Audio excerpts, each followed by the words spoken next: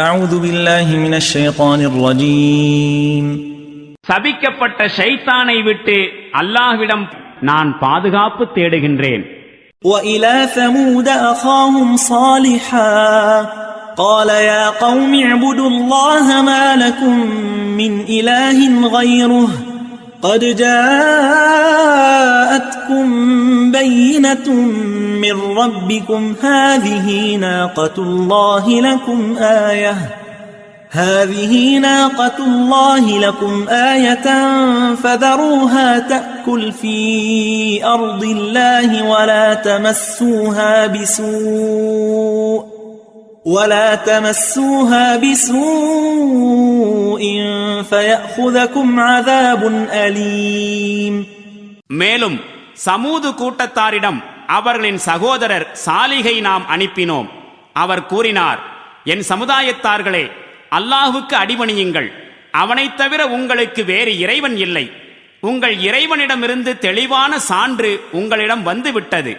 இது அல்லாஹுவின் ஒட்டகம். இது உங்களுக்கு ஒரு சான்றாக உள்ளது. எனவே அல்லாஹுவின் பூமியில் மேய்ந்து திரிய இதனை விட்டுவிடுங்கள். இதற்கு எந்த தீங்கும் செய்யாதீர்கள். அவ்வாறு செய்வீர்களாயின் துன்புறுத்தும் வேதனை உங்களை பிடித்துக் கொள்ளும். واذكروا إذ جعلكم خلفاء من بعد عاد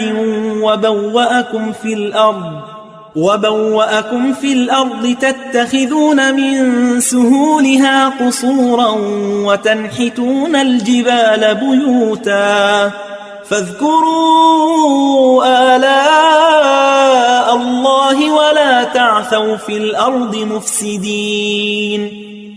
மேலும் நினைத்து பாருங்கள், ஆது சமுதாயத்திற்கு பின் அல்லாஹ் உங்களை வாரிசுகளாக்கினான். மேலும் இப்பூமியில் சிறப்பான வசதிகளையும் உங்களுக்கு வழங்கினான். இப்போது அதன் சமவெளிகளில் நீங்கள் பிரம்மாண்டமான மாளிகைகளை எழுப்புகின்றீர்கள், மலைகளை குடைந்து வீடுகளை அமைத்துக் கொள்கின்றீர்கள். எனவே அல்லாஹுவின் வல்லமைக்கு சான்றான அருட்கொடைகளை நினைவு கூறுங்கள். மேலும் பூமியில் குழப்பம் விளைவித்துக் கொண்டு திரியாதீர்கள்.